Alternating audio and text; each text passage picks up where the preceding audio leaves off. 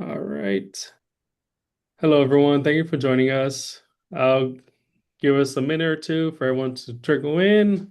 But while we wait, I always like to start our webinars by saying where we're from. I'm down here in Waco, Texas, so you can put in chat where you're from. I'm down here surviving the heat. Hope everyone else is doing well. My name is Diego Laredo with the Farmer Branding Coalition. Joining me today is Katie Ockert.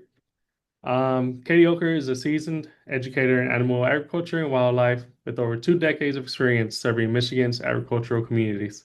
She holds a bachelor's degree in agriculture and natural resources communications from Michigan State University, where she also specialized in animal science. She earned her master's degree in public administration with a focus in homeland security from Penn State University, broadening her expertise in emergency preparedness and policy. Katie has been an MSU Extension Educator since 2005. For the first 15 years of her career, she served in Michigan's 4-H program, fostering youth development and community engagement. She now leads programming efforts in small farm management, animal disease, outreach and education, biosecurity, and safe food supply initiatives. Her work focuses on practical outreach and supporting resilient agricultural and natural resource systems across the state. So thank you, Katie, for joining us. And just real quick for everyone else, this is the first webinar of our disaster preparedness series. We know there's a lot of crazy weather going on nowadays, and so we want to make sure our members know what they need to know about how to stay prepared for all disasters and everything that's going on. This webinar will focus on planning today saves farms tomorrow. So disaster preparedness, risk assessment, emergency planning, family preparedness, and all that. So yeah, if you have any questions, please put them in the chat or Q&A. This is being recorded and will be on our YouTube later this week. But yeah, other than that, Katie, thank you for joining us and take it away. Thank you, Diego. I am so happy to be here today, and I'd like to thank you all for your service. I hope that our time together today, you glean something from it, you take away some practical resources and tools that you can use on your operation. And as always, we're going to be covering some potentially sensitive information that if you have been through a disaster, please feel free to step away as you need to. We aren't going to get into depth in anything too catastrophic, but please know that if you need to step away, that is totally okay. So today we're going to talk about planning and how planning today can save our farms tomorrow. Um, oh goodness. Of course, technology is not.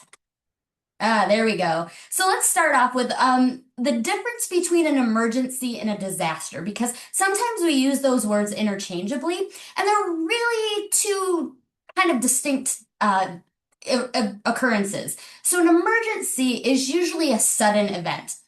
It uses localized resources.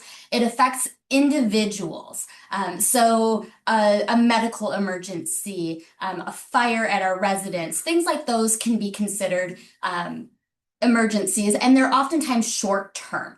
Emergency responders show up, we address the situation, and then we go on with life as normal. A disaster, on the other hand, has longer term impacts. So it exhausts our local resources. It puts demand on regional and national resources. So if you think about flooding, severe weather like tornadoes, earthquakes, hurricanes, those things that are larger scale events that affect many people. Um, they impact the entire community or the entire region. And we can always expect that with disasters, the longer term disruption is typically a characteristic, and we have extended recovery phases. So, as we talk today, just a little bit of background information. We're going to talk about the emergency management cycle. As we look at this cycle, this is kind of what we think about in terms of as we're preparing, responding to, recovering from, and mitigating. disasters and emergencies. We're somewhere in this cycle continuously. Because if we're not responding to or recovering from a disaster, then oftentimes we're putting in those mitigation processes and steps, or we're practicing our preparedness. We're developing plans. We're practicing and drilling. So throughout time, we are always in this cycle somewhere. The difference is that mitigation are those long-term sustained actions that will reduce the impact of that disaster or that emergency. So when we think about our insurance policies up to date? Are our buildings covered from catastrophic losses like flooding or fires or storm damage, things like that? Um, we can implement different facility design techniques. Like if you're in an area that's prone to wildfires, are you using some fire-wise strategies to break, to build in fire breaks? Are you doing fire-wise plantings? Things like that that just lessen that risk of those disasters' impacts. Also, infrastructure, we're protecting that infrastructure. On the other hand, when we're in the preparedness cycle, that is the continuous planning, that's training, that's equipping our individuals and communities to act effectively before, during, and after an emergency or a disaster. So that's where we're planning for specific hazards or threats. And throughout this presentation, I'll talk about hazards and threats and use those interchangeably. They're the same thing. Those are those events that we're planning and preparing for. Preparedness involves conducting our risk assessments to determine what is the most likely thing to happen in my area, because we're all in different areas in the country. And thank you all so much for putting that in the chat. It truly shows the diversity of the geographic regions and the impacts that especially severe weather is having in those different areas is often the distinguishing factor of my individual planning. Because in Michigan, I'm in Michigan, obviously. The things that I'm going to plan for are going to be very different than what you might plan for in Texas or Florida or California. So creating those site-specific action plans and risk assessments. Building your emergency supply kits. Are you ready to go? Do you have the things if you have to evacuate quickly? Do you have the essential items that you need prepared to be able to pack up and go quickly? Are you running drills? Are you identifying those reliable and real-time sources of information so that you have access to that all the time? Those are the preparedness things that we're going to focus on today. So why does preparedness matter? Preparedness isn't just about responding to disasters. It's about protecting your animals, your family, and ultimately your business. Livestock operations definitely face some unique vulnerabilities, and they add a level of necessary preparedness that any regular individual just living in a subdivision doesn't need to consider. You may be raising hogs or poultry in a confinement barn, where critical infrastructure like your ventilation systems or your water access are immediately impacted by a power outage. And if you don't have those preparedness and mitigation techniques in place, your damage could be catastrophic. Additionally, situations might arise where, there's disruption to feed sources or crop damage, and that's going to impact where your feed supplies might be able to come from. Animal movement is also dependent on stable conditions. So what do you do when those disruptions happen? Mixed operations add another level of complexity because crop disruptions can directly affect livestock care and feed availability. So those are things to think about. There's so many things to think through and be prepared for when raising livestock. Being prepared will help you protect people, your animals, and the continuity of your business. And that's really the meat and potatoes of what we want to make sure you're equipped to do. And a lot of this, you'll hear me say, it's like drinking from a fire hose. It's overwhelming to think about the different risks and hazards that are potential in any given situation. But how do we address it? It's like eating an elephant, one bite at a time. And it's not something that has to be done all in one sitting, one day. It's a continual process. Think back to that emergency management wheel. Um, it's all a process. And every time that you experience a disruption from a hazard or a threat, you learn something new. And when you learn something new, you're able to implement better steps. And it's that learning by doing.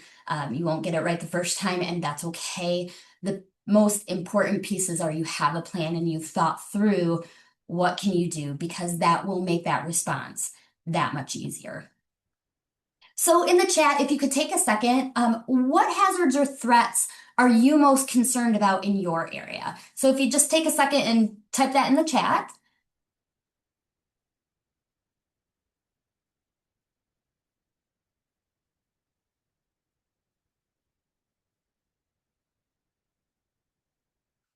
Florida hurricanes for sure. Droughts, hurricanes, HPAI, screwworm, late spring freezes, floods, weather, electric outage, wind, tornadoes, um, high winds, hail, fire. Yeah, those are all definitely threats um, that can impact our farm operations. And those are definitely things that we want to be ready for. Snowstorms, early warming winds, all of those things that disrupt agricultural systems and have an impact. So, yeah, good job. Okay, so when we talk about understanding your risk assessments help you understand where your operations are the most vulnerable. Hazards are the events that can occur, and vulnerabilities are those weak points that make those hazards more damaging on your farm. So if you think about if you had a hazard that's a severe or extreme weather event, flood, wildfire, earthquake, biological threats such as disease outbreaks or invasive species, chemical threats, pesticides or herbicide spills, hazardous material spills, etc., those things. And then also a really oftentimes overlooked threat is our cyber threats. So if you're keeping your record, doing all of your record keeping online or in a computer system, those are vulnerable points where a threat could occur in your operation. So as you think about critical assets, that includes your animals, feed and water systems and infrastructure, your production records, all of those things. And mixed operations often have those interconnected systems. So meaning one failure could then cascade into others. So understanding how and where those failures cascade can help you be better prepared. And this is all why risk assessment is the foundation of planning and preparedness phase of being ready for risks. So as we look at assessing risks, the first step is identifying your hazards. So start by identifying your hazards that your farm is most likely to encounter. Think about the various types of hazards. So natural hazards, so flooding, wildfires, hurricanes, snowstorms, cold, drought, extreme heat, all of those things will help you to be able to prioritize what is the most critical phase. So what is most likely to cause harm or damage to me as a human, my family, my livestock, or my property? Then assessing that risk. Oh, sorry.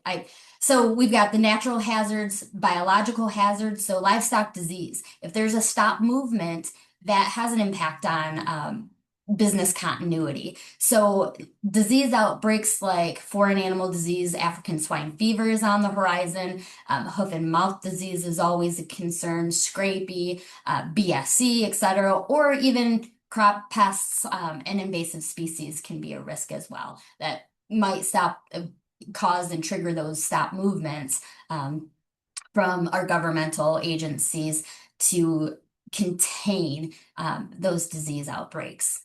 Then man-made emergencies, so power outages, structure fires, livestock transportation accidents. So that's another thing that we don't necessarily plan for because we don't anticipate it. But what happens if you're hauling livestock and you're in an accident? Are you prepared? Is your municipality prepared? All of those things are important to think about. Water disruptions, explosions, hazardous materials, cyber attacks, all of those things can be hazards that can affect your farm that you could think about what is your risk for.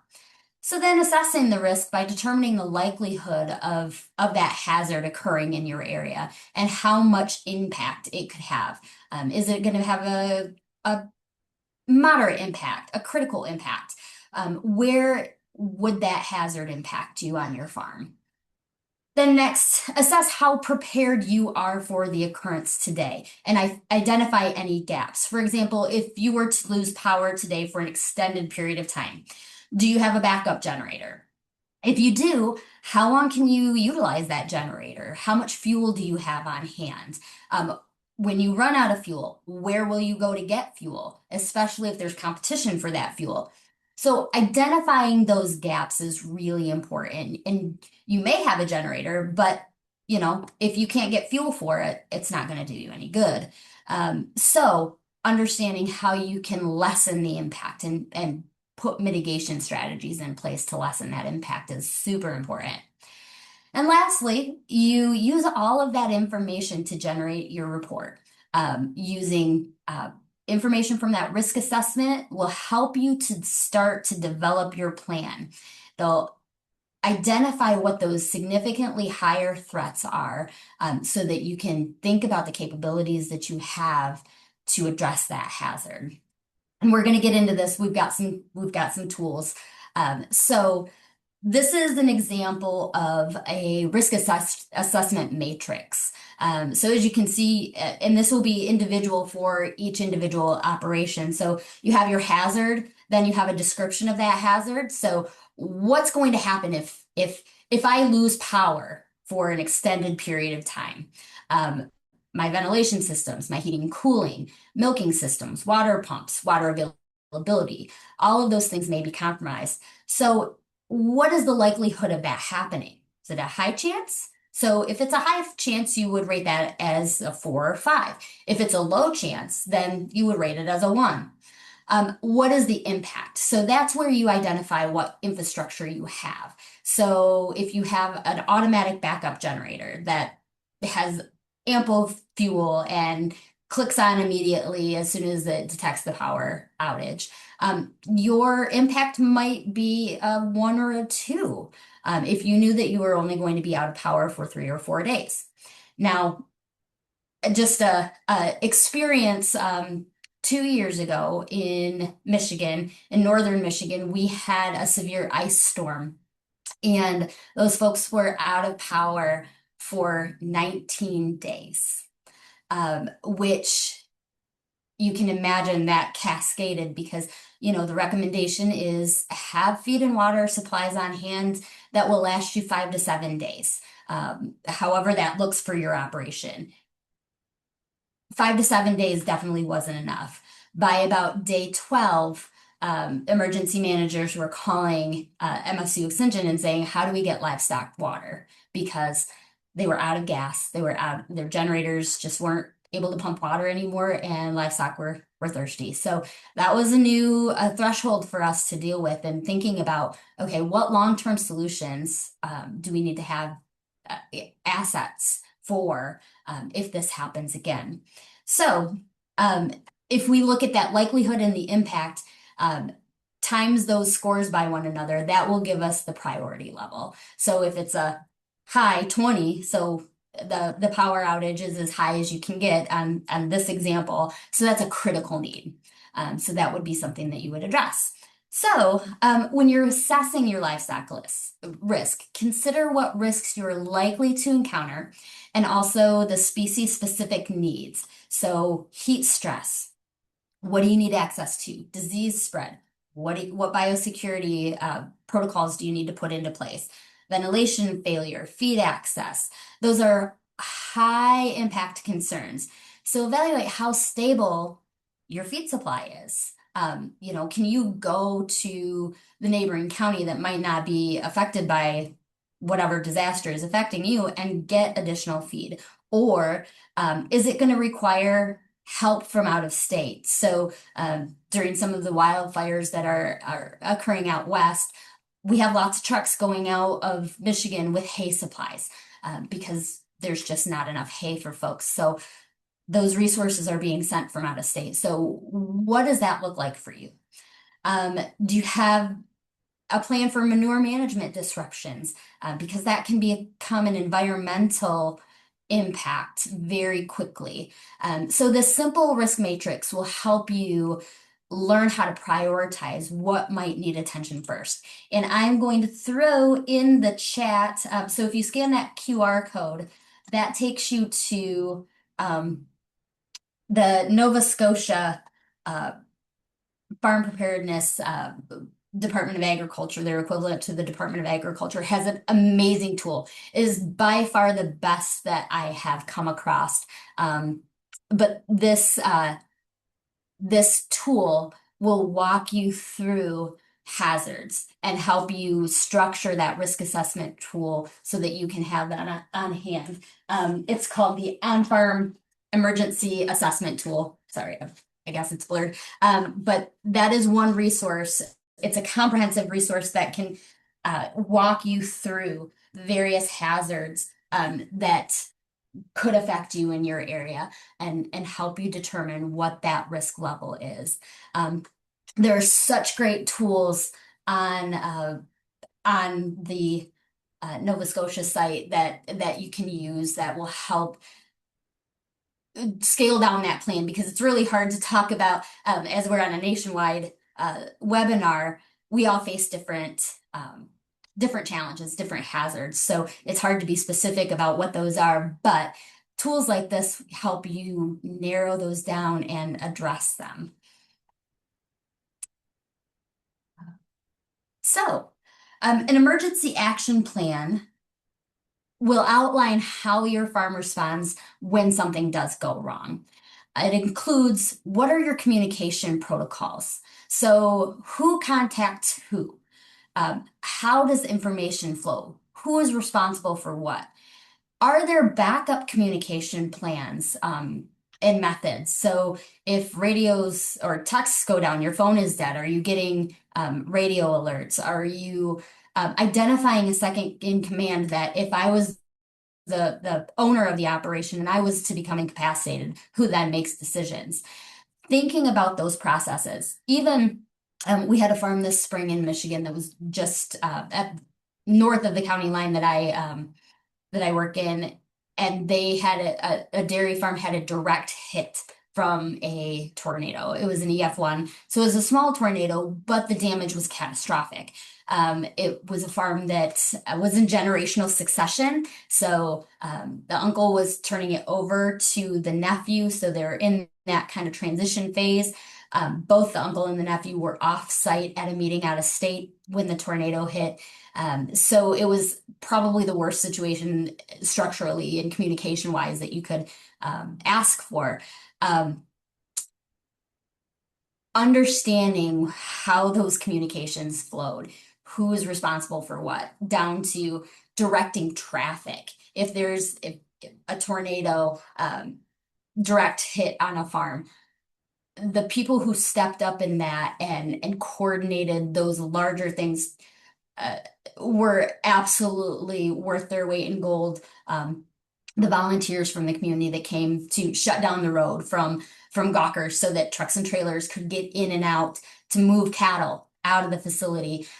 Those are the things that you have to think about because it's not just that response on the farm, but it's also how do we mitigate and control the environment around the scene and make sure that that scene is safe. Uh, Communication is a huge part of that. So the other part, the next system is, do you evacuate? Do you shelter in place? We're going to talk a little bit more about the difference between those two and what you would do in those situations. But it's important to recognize that each species is going to have different needs during both evacuation and shelter in place. Um, Knowing if you're going to have to evacuate, what are safe routes? These are things that you might not be able to plan for well in advance, but things to think about. Like if you know that you're in an area that's susceptible to wildfires and they usually come from the north, what are some evacuation routes on to the south that you can evade and escape? What are those triggers that prompt you to shelter in place versus evacuate? Thinking about all of those things in advance and kind of what you would do is also important. Backup power and water.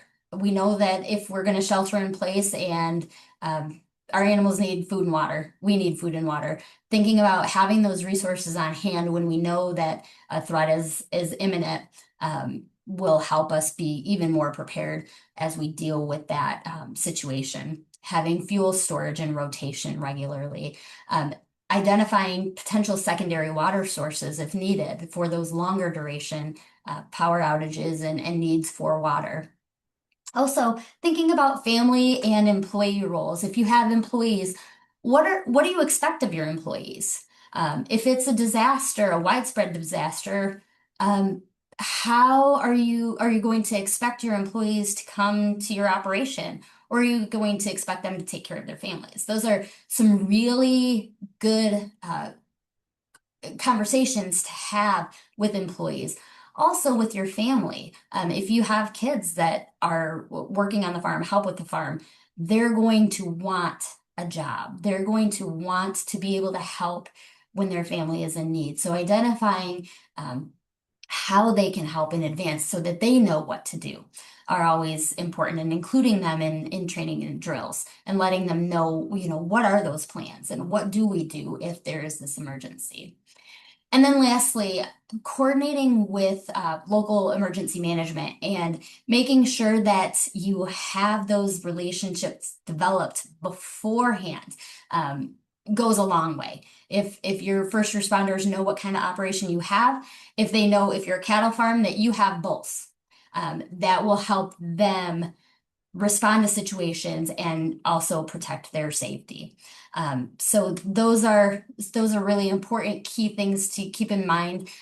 There's a link to a QR code, which is the note to the Nova Scotia Federation of Agriculture's grab and go planning tool. So this is a great tool to utilize to help you record your farm's critical information so that it's accessible in an emergency.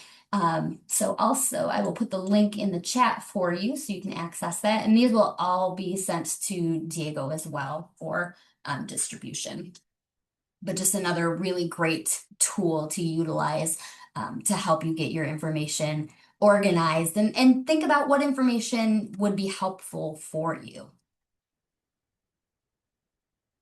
Okay, so next we're gonna talk about business continuity.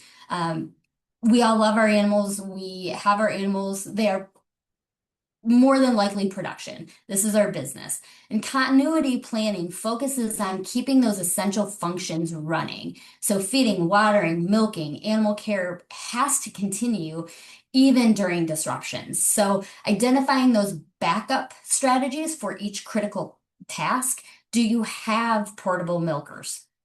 Maybe not 5 or 10, but do you have one? Do you have access to them? Um, do you have a way to protect your critical production records, your inventories of animals? So one of the challenges from the tornado this past spring was nobody really knew how many cows they were milking. They didn't know how many calves they had. So when it came time to inventory all of those animals and make sure that anything that was loose was recovered, it became incredibly hard because those records weren't there. So keeping records and having permanent identification on animals so that they can, if they are loose, they can be identified and they can be returned is critically important. So if you consider succession planning, who makes those decisions if those key individuals are unavailable? Here are some practical strategies that you can utilize as you think about maintaining business continuity. So first, maintaining relationships with feed suppliers.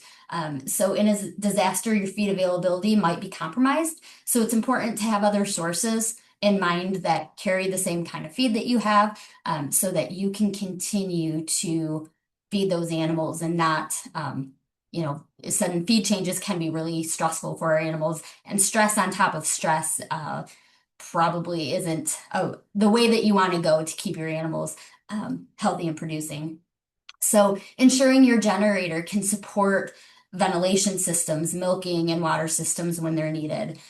Identifying those alternate water sources. Do you have backup water storage capabilities? What do you need to make sure that you have those backup capabilities? Also, planning for temporary housing or semi-permanent relocation if barns become unsafe or unusable. Is there a relationship that you have with other producers where you can temporarily house your animals while you repair your own structures? I know that it's not optimal when we have to move animals to another producer's facility or an offsite location, but it's really important to make sure that your biosecurity remains strong during emergencies, because that's when we're mixing animal communities, and we are even more vulnerable to some of those pathogens and illnesses because of it. So I'd like to highlight the secure plans. So pork, beef, and sheep and wool all have secure plans. So these are nationally coordinated species-specific continuity plans. They're essential because they give livestock producers a clear science-based roadmap for keeping your animals and products moving safely during a foreign disease outbreak. When movement restrictions are put into place, farms that can demonstrate strong biosecurity, accurate records, and consistent daily health monitoring are far more likely to receive permission to continue limited operations.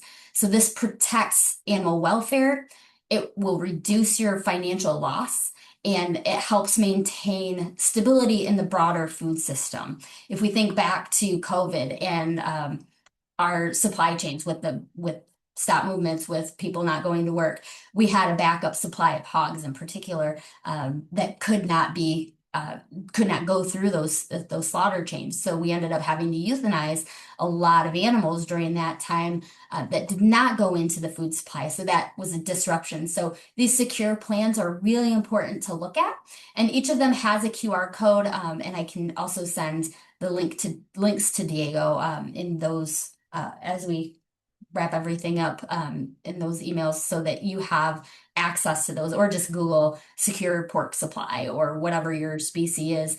And there are the tools and resources there for you to utilize to get those plans in place.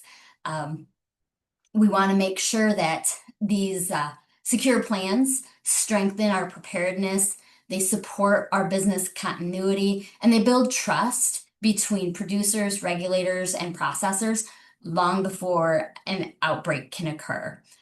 So definitely go to these your respective species website and look at the templates, the biosecurity checklists. There's movement guidance, there's step-by-step instructions for building your site-specific plan.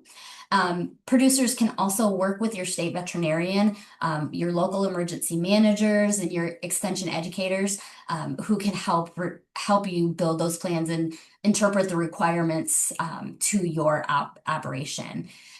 Many states, you may want to check with your extension or your Department of Agriculture, um, offer workshops and tabletop exercises and biosecurity trainings that walk producers through how to plan your secure plan.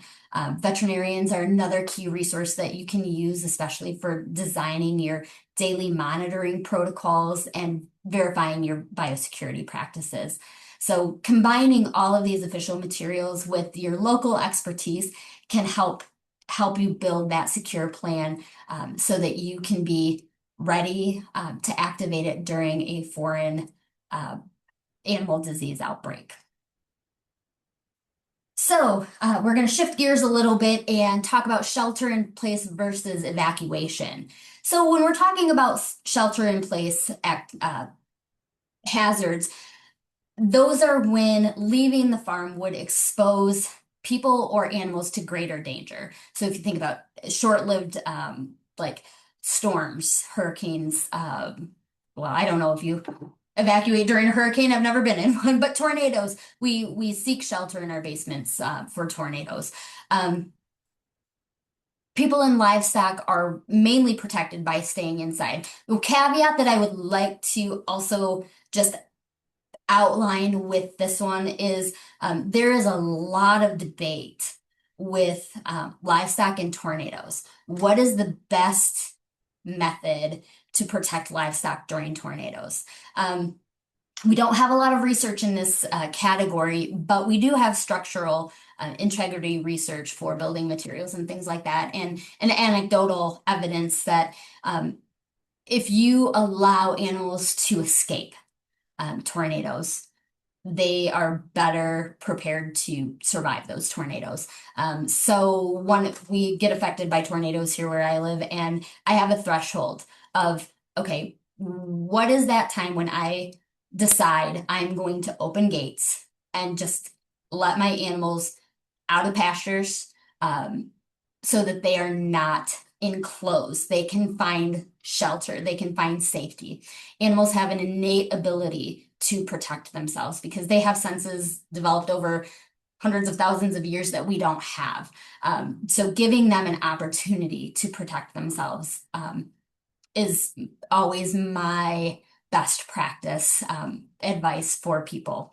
Um, Shutting them in structures. Those structures could collapse, causing catastrophic injury. Give them the best chance that they can possibly have to escape that hazard. So that's my 2 cents on that. But these shelter in places are generally short term, and we shelter in place until the hazard has dissipated. Evacuation, on the other hand, is a direct threat to the location. So if we think about wildfires, potential structural collapses where we want to get everything out of there and out of the vicinity because it's going to be a while for us to recover from that. Floodwaters, or when mandatory evacuation orders are made by authorities. Those are the times that we really want to make sure that we're following those evacuation protocols. Making sure that as a livestock owner, you have you've determined and you've thought about if you have to evacuate as a person, what are you going to do with your livestock? Are you going to try to evacuate them? Or are you going to open up the gates, give them permanent identification where you can recover them and let them fend for themselves? You have to make those determinations as a producer. There is no right or wrong answer. Only you know what that is for the threat and for your animals. So those are things to think about: is when do you make those decisions, and under what circumstances do you make those decisions? So the primary objective of evacuation is to move people and animals away from danger. Um, People are always the number one priority. Making sure that humans are safe is always paramount. Um, that's why we have insurance. That's why we have um, all of those things that help us with business continuity, because as much as we don't want to potentially lose animals, we can't lose people um, in order to save the animals. So thinking about those things and insurance policies that you have in place to protect those losses from a business aspect is really always key. Evacuations often include longer term um, time periods depending on what the incidence is. So when you do have to evacuate, thinking about what are those critical supplies that you need? Personal grab and go bags. So think about it from your aspect. What do you as a human being need? Do you have your insurance information? Do you have key contact people? Do you have your own records, like your driver's license, identification, things like that? It's always a great idea to take cash. Just for unexpected expenses. Cash, credit card, traveler's checks are still a thing. Medication, any medication that you may need long term, prescription eyewear, things like that that you need on the daily basis. Potentially food and water for a couple of days, so that if you are displaced, that you at least can have something in your belly and survive that way. Cell phone chargers, backup power options so that you can keep in touch with people, keep getting alerts, keep getting information. Information is always power in these situations. So thinking about what you need if you had to evacuate, grab and go bags, having some of those things prepared ahead of time and in a specific area will help you be able to move and respond a lot faster. Farm to go supplies. So, the first thing that I want you to think about is if you are evacuating animals, um, what is the threat? And creating safe spaces in those trailers for your animals to be. So if you are evacuating from a fire and you're hauling horses, thinking about a lot of people will put blankets on horses because they think that that will protect them from any embers or ashes. Does the opposite. Those are very combustible because the poly material that are used to make those. So that would injure your horse further. Do you have fire extinguishers that are the water-based fire extinguishers, not the chemical-based? Because you don't want to be in a position where you're using a fire extinguisher around your animal and then causing chemical burns. Those water-based, so that they can be safely used around animals. Do you have feed and hay, potentially water for a couple days, couple feedings? Do you have ready access to a truck and trailer? Is the material that you're bedding with in that truck and trailer combustible? Best to just sweep it all out, get it out of there because it's one less thing that could be combustible, especially in a fire situation. Any specialized equipment that you might need, think about those things. Any essential medications. And always animal identification. So do you have registration papers? Do cattle have tags? Do you have supporting documentation for ear notch systems or pedigrees, things like that, vaccination records, anything that can substantiate that those animals are indeed your property will be always helpful. So, if you think about building that long-term resiliency, um, it's it's kind of like drinking from a fire hose. Um, if you've never thought about it, it definitely feels overwhelming. But it's really important to remember Rome wasn't built in a day, right? So start small. Assess your risks. Start with the most likely hazard and work your way through um, critical hazards to low hazards.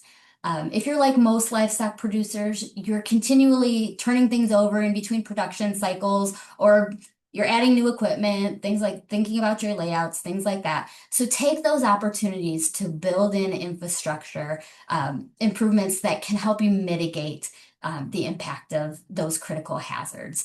Keeping things around the farm cleaned up goes a long ways. Like extra fencing that, high tensile wire, barbed wire, things like that, keeping those away from pastures and animal, like if you've got to evacuate out of the paths, just keeping things clean and picked up really will help you if you are responding to a disaster.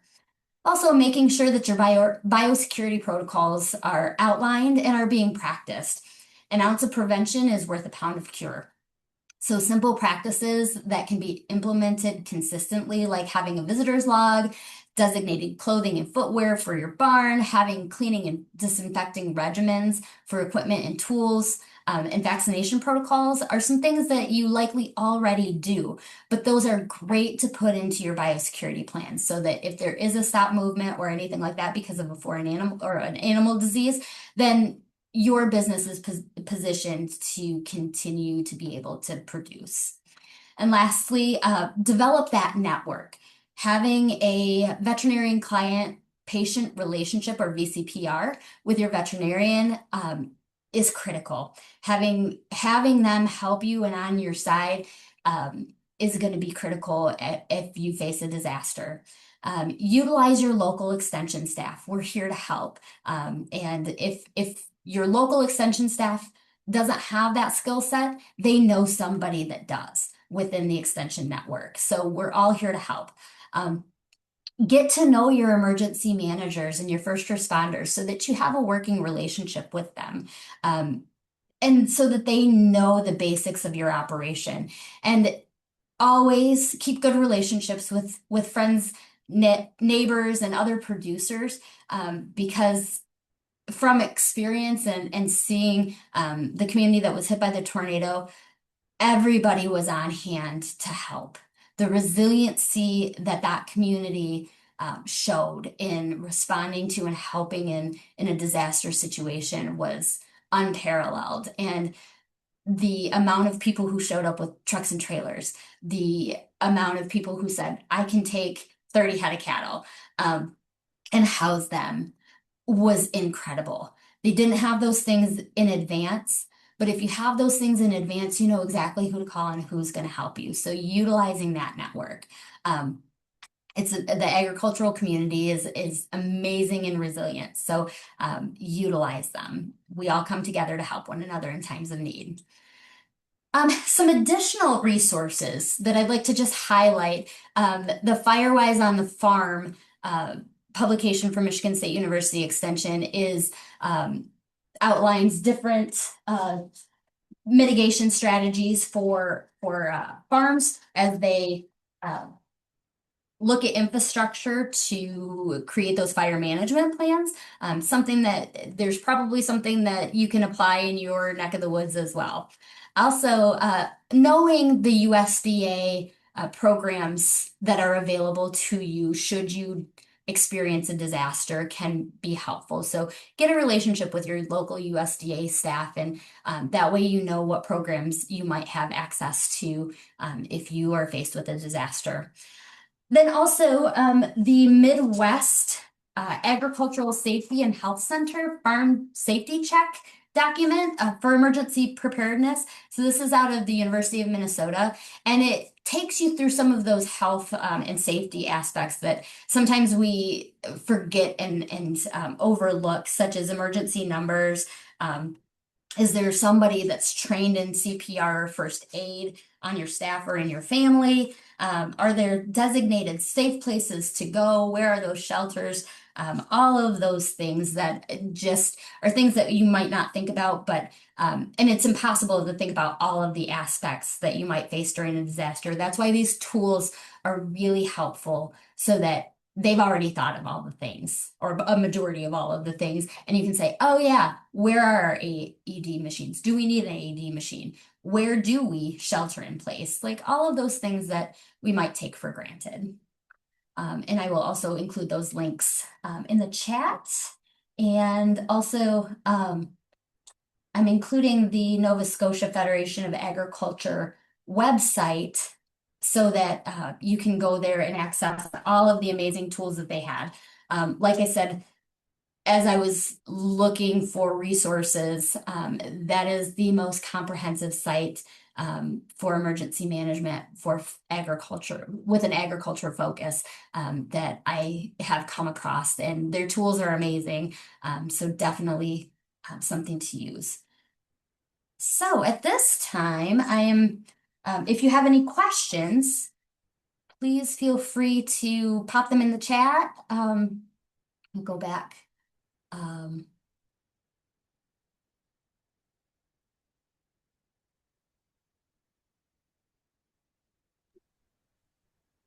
Thank you for that, Katie. And while we're waiting on any questions, I just want to remind people that this is being recorded and will be on our YouTube channel by the end of the week.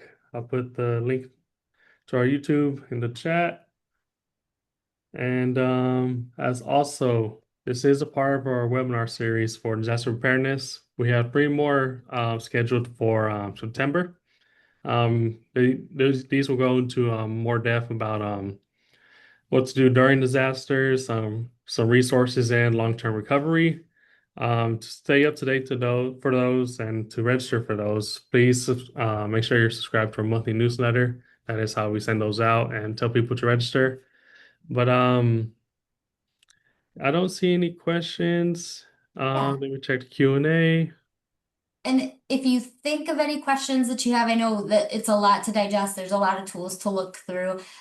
Please feel free to shoot me an email, and I will throw my email in the chat. But also, if you could take a second, and scan the QR code.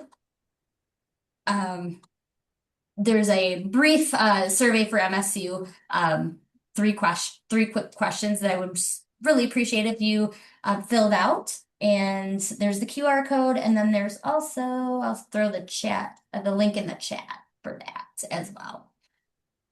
So if you could take just a second and access that, I would be appreciative. And thank you so much for allowing me to come today and talk with you. And it's been my pleasure.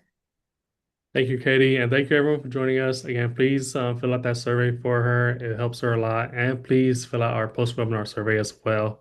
And other than that, thank you for joining us, and we'll be in touch for the next webinars. Thank you, Katie. Thank you.